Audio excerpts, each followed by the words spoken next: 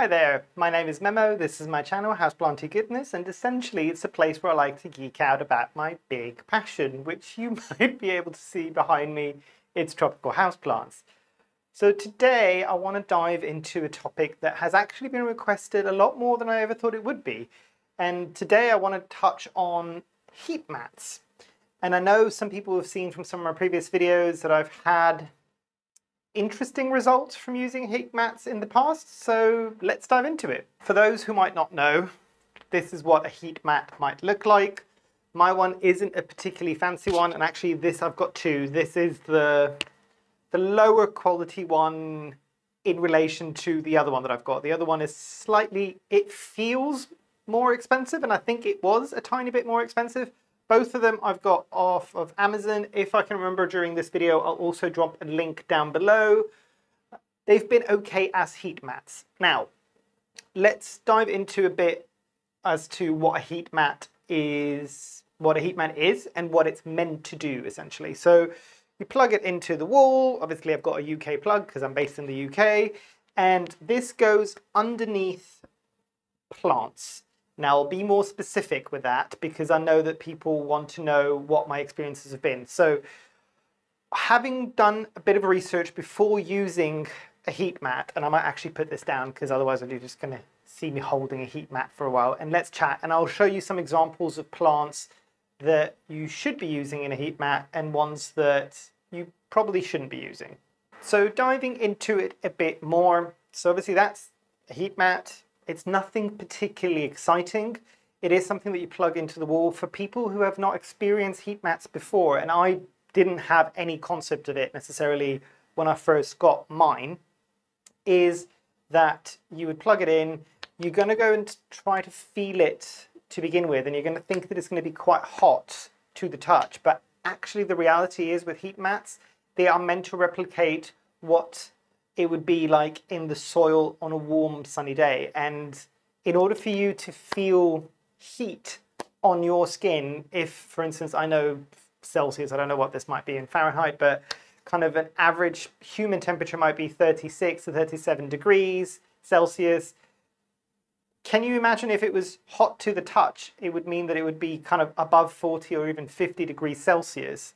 When have you ever seen soil being that warm? Essentially what it would then do is cook the plant's roots from the inside out. So it's going to be warm, just slightly warmer than kind of your skin temperature. So that's the first thing to remember with that one, is when you're first getting this, and I know I'm kind of talking to people that have had no experience with heat mats, but you know what? I really wish somebody had done a video like this when I was first starting, because I didn't have a clue. And to say that some of the information online is basic at best, it's basic at best. And also, a lot of the times what heat mats were meant to be is for a lot of people that do kind of outdoor gardening, and it's a seed starting kind of mechanism, really. And I'll come back to the seed starting in just a minute. But so yeah, so it needs to be kind of warm to the touch. It will usually come up, I bought it from Amazon, so it came rolled up and it was kind of in a weird shape, but when it's got other things on top of it and when it heats up, because it's plastic, essentially, it will kind of open up.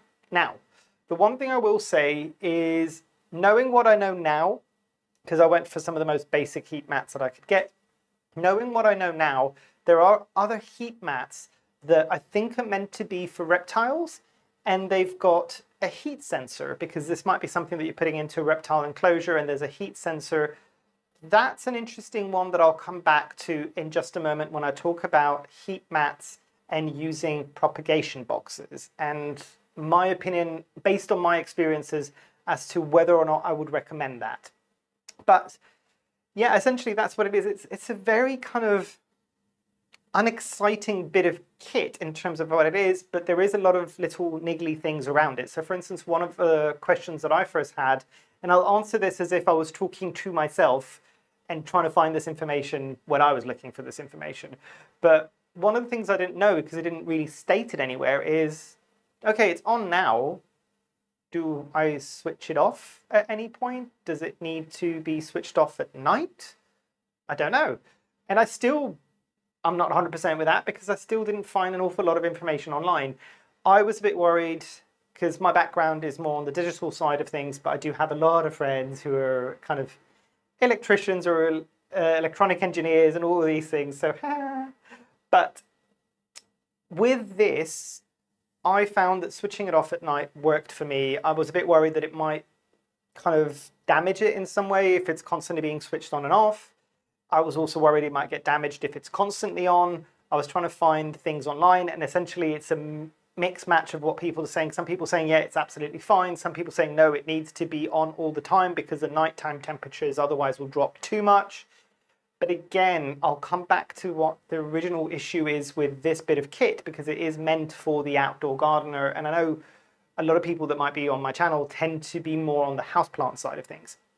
With houseplants, the difference that you'll get is, say for instance, somebody was using this maybe in an unheated greenhouse, and they would have this on all day, and it'd have nice warm temperatures, but maybe the outside temperatures are cold at night, and they plugged it off at night.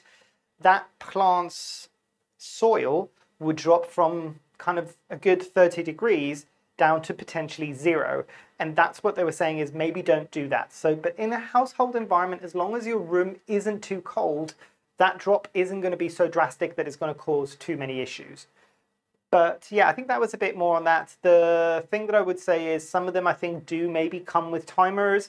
And also the one that I mentioned just a moment ago with the temperature gauge on it, that one also does some interesting things with switching on and off, essentially. But let's dive into a bit more in terms of how I've used it, what my experiences have been, and kind of learnings, which hopefully might help you guys when you're looking to potentially use something like this.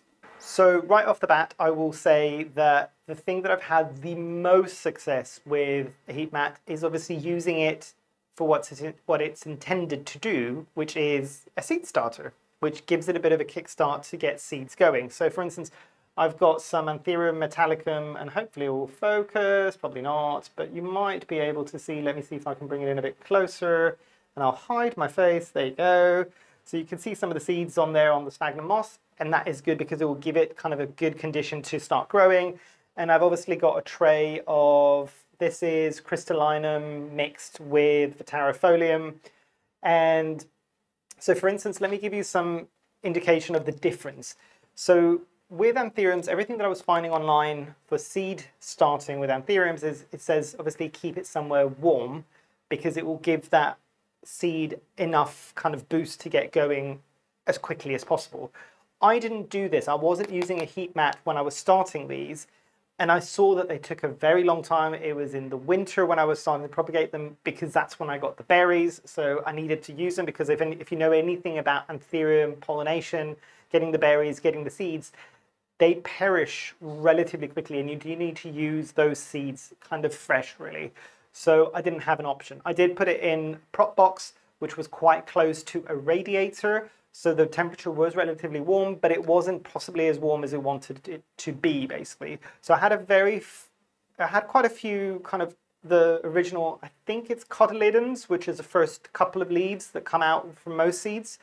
And in order for me to start getting the slightly more mature leaves that you can see there with a bit of a stripe, that only happened when I got it into the situation where there's a heat mat underneath the propagator. Now, the other thing I was going to say is even if you're not going to use a propagator, and I'll touch on that in a minute again, make sure that, if at all possible, get as much of a barrier between, and let me show you, get as much of a barrier as you can between the actual heat mat and the plant itself. So say, for instance, I was putting this on the heat mat directly, that might be a bit too warm. So generally what I have done previously when I was just putting it in with plants, I just made sure that there was a drip tray underneath the pot with the plant. And that gave it a bit of a barrier between the really hot heat mat and the actual bottom of the soil of the plant that was on it in a pot, basically. But let me put this back down. But let's talk a bit more about my experiences with the heat mat. Not for seedlings, I'll come back to seedlings. With pretty much all of my plants, and I got very excited with it as well, and it worked quite well. For instance, if somebody seed my Anthurium veitchii, so my King Anthurium review video, I mentioned a bit more about the heat mat. That did really well when I had a seedling, when I bought a relatively small Anthurium veitchii, and I put it on there because it grew quite quickly and it started to establish more mature leaves faster. However, flip side of that, so that was a good story. The flip side of that was something like my Philodendron Splendid, which you might be able to see here, has had root rot 3 or 4 times, and I'm pretty sure it's mainly because of the heat mat. With plants that are in soil and they're established plants and they're not seedlings and they're not just plain seeds that you're hoping to sprout, basically, you start getting issues, and I'll show you a bit of an example. This plant wasn't caused by the heat mat, but essentially it's the same principle. You'll start getting really leggy plants where you'll have, the growth will be so quick and it will be reaching for, usually above my heat mat, I'd put some form of grow light because obviously it needs to have light, not just the heat.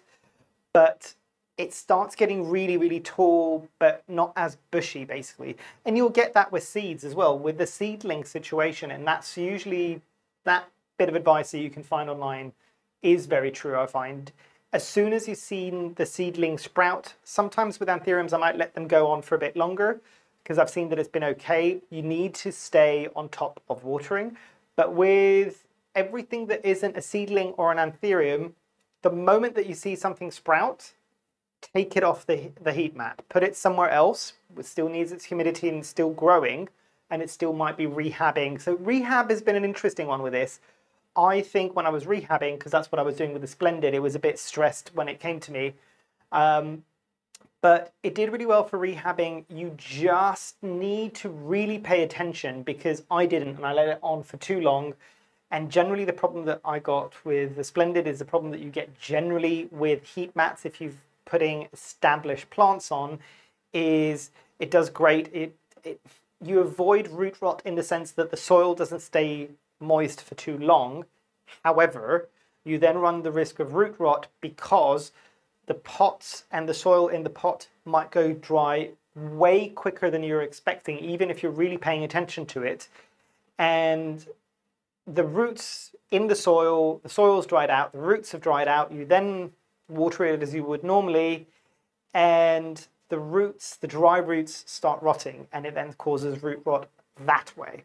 So, and also because it's then on a heat mat and root rot is caused by bacteria, if I'm not mistaken, that heat will also mean that that bacteria will multiply quicker.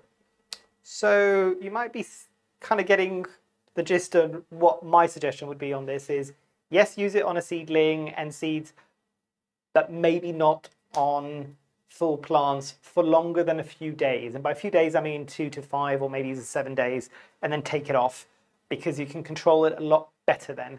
And that was the big issue. It was drying too much. And just to put it in context, with the Splendid, I'd be checking it in the morning and it was still relatively moist with a moisture meter and all of these things. By the afternoon of the same day, it was bone dry and Sahara dry. And normally with most plants, if they're just sitting on a shelf somewhere, that won't cause their roots to dry out too quickly. But if you imagine the heat from the heat mat with dry soil and the roots, it will mean that those roots will desiccate and kind of dry out a lot faster than they would do if they were just sitting in dry soil on the side of a shelf somewhere, basically. So that's the thing to remember with that. Now, coming back to heat mats and propagation boxes. So obviously, heat mats and propagation boxes, you would assume, are a match made in heaven. And they can be.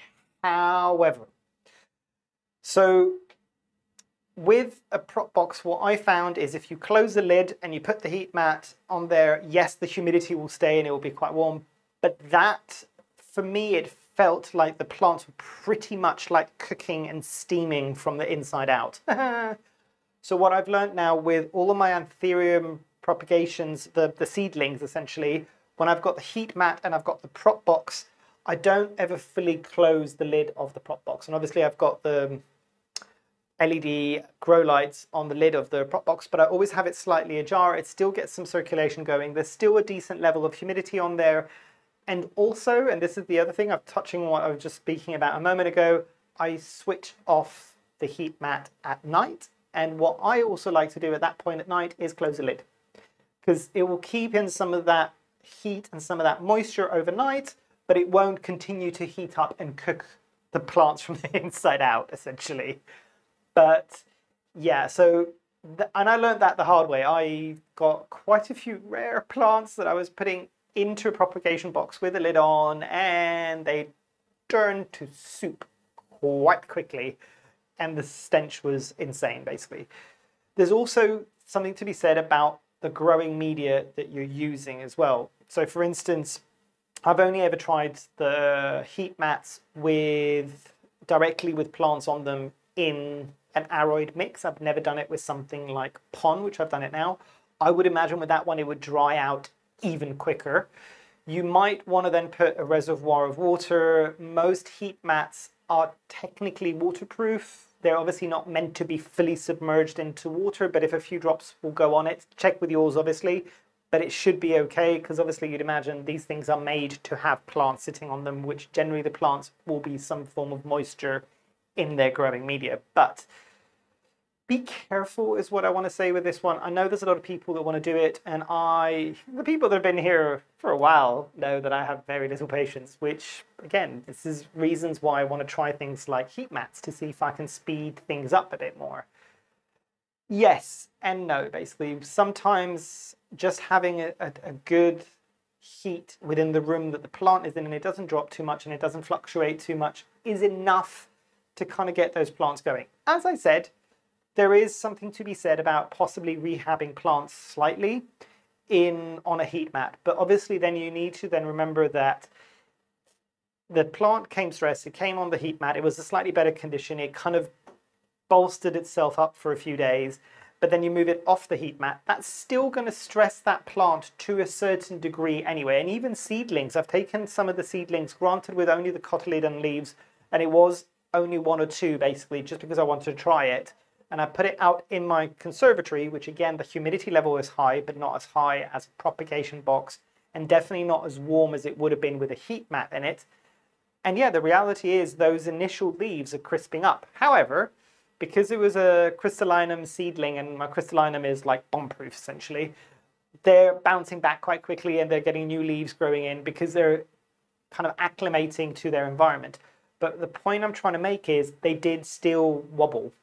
And for the people that are trying this for the first time, because I get a lot of comments from everybody kind of saying, oh my God, it's done this, blah, blah, blah. And it's only because you've not had the experience of years of kind of dealing with, you know what, every time you do a drastic change to the environment of most houseplants, yeah, they're going to throw a bit of a wobble. And yeah, they're probably going to crisp up, or maybe some yellow leaves, until they then get established again in that new environment that you've put them in. But 9 times out of 10, that should be fine. Obviously, do kind of keep an eye on things, but it should be fine, and it should kind of get things going. And obviously, what you want to avoid is situations like this, where you've got something on a heat mat and it turns to nothing. So my opinion on heat mats, great for seedlings, great for rehabbing, probably not worth the risk for anything else constantly being on a heat mat. But yeah, tell me if you agree in the comments down below, or if you've got your own experiences with using heat mats that might be different than mine or might be the same as mine. Let us know down below. Let's have that conversation. But yeah, hopefully you've enjoyed. Hopefully I shall see you here soon. And I truly, truly hope that you have a great rest of your day. Thanks. Bye.